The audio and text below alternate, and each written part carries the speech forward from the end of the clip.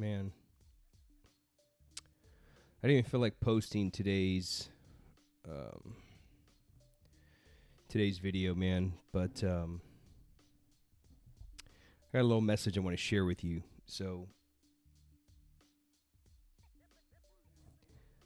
the title of today's episode is Mourning. About let me see. 1 o'clock, 2 o'clock this afternoon, I got a call from a good buddy of mine and one of my students, one of my friends, and one of his students. He told me that that her husband killed her. And man, it was just crazy because this lady, and I'm going to say her name because I want you to, even though you have no clue who she is, I want you to remember her name. She's one of our sisters in strength. She's an avid strength trainer, loves kettlebells, loves everything strong, just everything that the kettlebell and everything that that strength represents.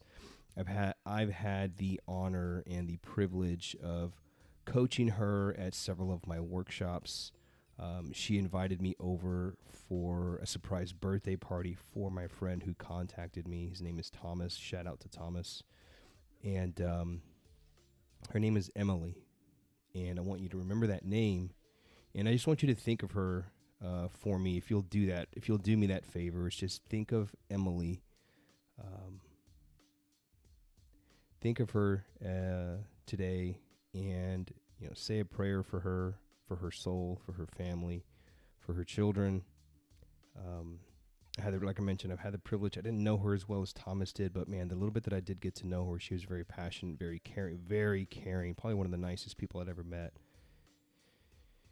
And she was even doing one of our beta programs, and her and I would stay, in comms through Messenger. She would message me and give me updates. And what's crazy is I was actually going to message her today just to check in on her and see like how everything's coming along, because right now there's somewhere around like week 9 of 16, and I get this call and I get this horrible news.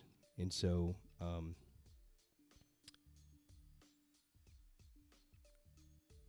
I want to talk about this situation. I don't want, this video is not about me. It's not about my mourning. The mourning of this title of this video is for my friend Thomas, for Emily's family, for her children, because they are going to be the ones. They're going to be the ones that are going to be shook and rocked to their core the most. And this low-life, worthless piece of shit that took her life and then took his life, leaving behind 6 children.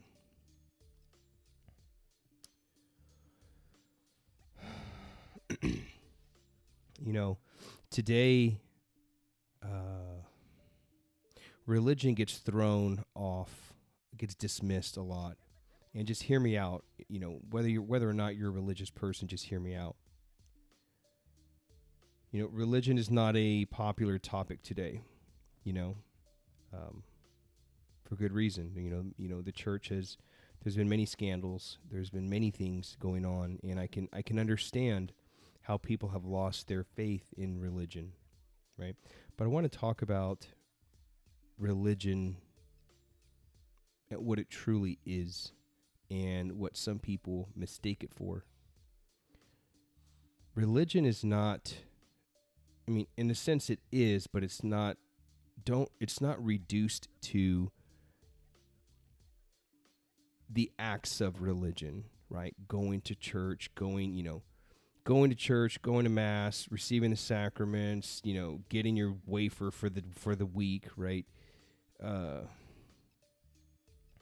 Singing the songs. It's not that, but we often reduce religion to that. What religion is it's man's way to reconnect with his cause of being. Who we are. Why are we here? Right? Who are we? Why are we here? What's the purpose of this life? What's the purpose of my life? What is the purpose of my existence? And what's sad is that, so religion, true religion, what it really is your ability to reconnect with your cause of being, reconnect with your creator. And what's sad is most people don't, they don't believe in religion, and you look at many of the people that believe this way are lost. They have no clue who they are. I mean, look at the world at large. How many people have... Everything is completely backwards. Up is down, down is up, right? Men can be women, women can be men. I mean, everybody's confused. We don't know who we are. And that's very dangerous, because you can only love what you know, right? I love my wife because I know her. Like, I know her physically, right? I know of her existence, but I also know her intimately, right? I know my children. I created them. I co-created them. I know my mother. I know all of my students. Like, I know, you can only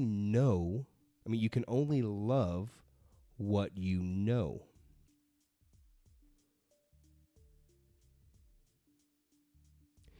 If you don't know who you are, how can you love yourself?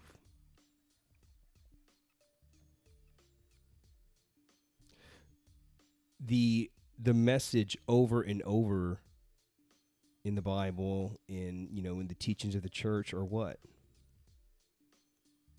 Love your neighbor as you love who? Yourself.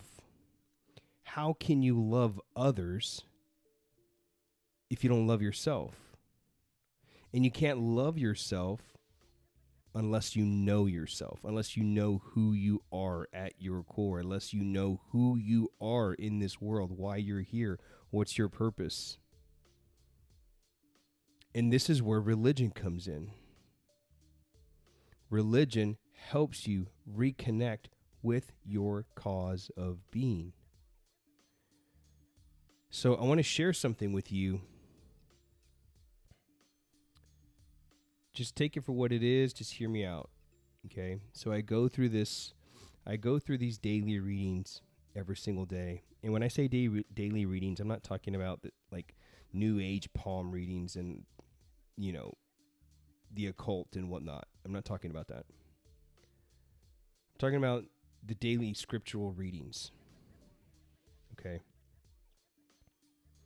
And so the Catholic Church has what's called the Roman Missal. Okay. Essentially what the Roman Missal is it's the Bible structured into a daily reading. Every single reading, every piece of scripture from the Bible organized together perfectly from now to the end of time. And so during the week, Monday through Saturday, there's a reading every single day, and there's two readings. The first reading, then there's a psalm, and then the gospel.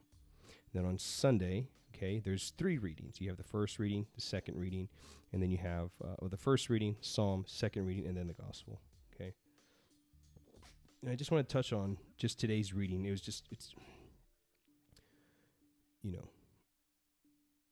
I always say, it's crazy that this happened, but it's really not crazy. This was God's providence. So the first reading is from 1 John, and he says, "Beloved, we receive from him whatever we ask, because we keep his commandments and do what pleases him." It's a very important thing there. We receive from him whatever we ask because we keep his commandments and do what he pleases. And his commandment is this, that we should believe in the name of his Son, Jesus Christ, and love one another just as he commanded us. To love one another just as he commanded us. Those who keep his commandments remain in him, and he in them. And the way we know that he remains in us is from the Spirit whom he gave us. Right? So this and several and there was, several days before, the readings have been about, in a sense, like who we are. And who we are is we are,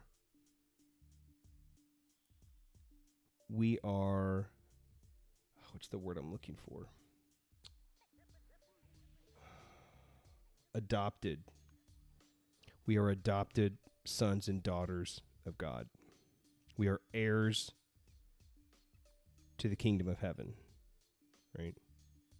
That is who we are. I am not my job. I am not my gym. I am not a kettlebell instructor. I am not any of these things. I am a son of the Most High. Here's why this is important. Again, just hear me out. Here's why this is important. When we attach our identity to the finite things of this world, we're screwed. Right? So in one of our programs online, in the Better Man Blueprint, I take the guys through this exercise called the Wheel of Life. Right? And the Wheel of Life is essentially all of the things in our life, right? We're essentially trying to create a more balanced life, right? And we have all these elements to our life, right? We've got our finances, we've got our work, we've got relationships, we've got all these things, right? But ultimately, all these things are finite, right? And once we kind of take them through this exercise, they figure out all these elements of their life, right? That, again, their finances, their work, you name it. And then ultimately, we help them figure out what's at the center of their wheel.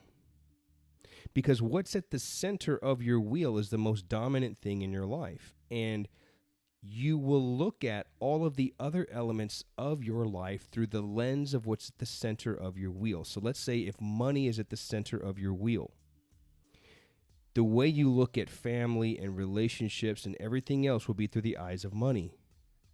If work is at the center of your wheel, like if work is all you do, the way you look at your family will be through the lens of work. I don't have time to go out on a date with you, honey. I've got to work. I don't have time to play with you, son, because I'm busy. Like, get out of my office. I don't have time to talk to you. I'm busy. We begin to look at all the other elements of life through this lens. And all those elements are ultimately finite things, right? And when we attach our identity to those finite things, we're screwed. Because what happens? What happens when we don't have those things anymore? What happens when we lose our job? What happens if we go bankrupt? What happens if our wife tries to leave us? Because we haven't been the man that we're supposed to be. Most men react the way Emily's husband reacted. We hear it all the time. I'm nothing without you. I'd kill myself if you left me. I'm nothing without you. I'm weak without you. You complete me. Like, that is nonsense. But look at the world around us. Because you don't have an identity, you don't have a foundation, you're lost. You don't know who you are. Because you don't have a religion.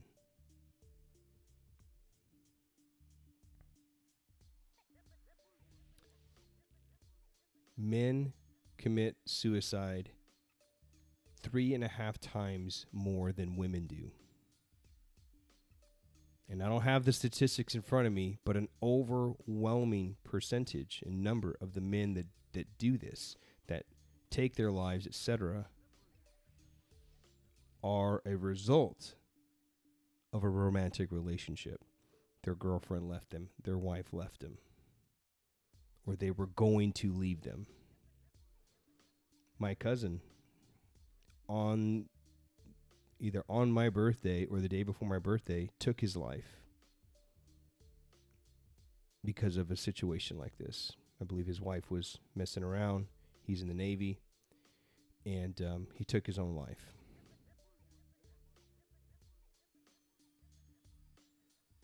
Anyway, man, sorry to bum you out, but I think it's just an important subject because it's not a popular subject to talk about. Religion, not a lot of people like to talk about that. Not a lot of people believe in religion anymore. I get it. I don't blame people. But again, the truth is, the reality is, without religion, we're lost.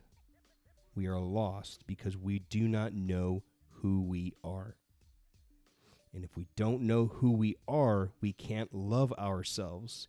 And if we can't love ourselves, we cannot love others. And that is the greatest commandment, to love others as you love yourself. And if you can't even love yourself because ultimately you don't know who you are, it's because you don't have religion. You've cut religion out of your life. And so that's all I got to share with you, man. Please keep Emily Fulton Evans in your thoughts.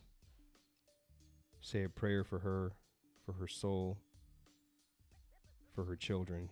They left behind 6 children. And say a prayer for my friend Thomas. He was much closer and much tighter with Emily. She was his direct student for many years. And so that's it, man. I appreciate you listening. If you've lost somebody, if you can relate to any of this, drop me a comment below and let me know. All right, man. That's pretty much all I got. See you tomorrow.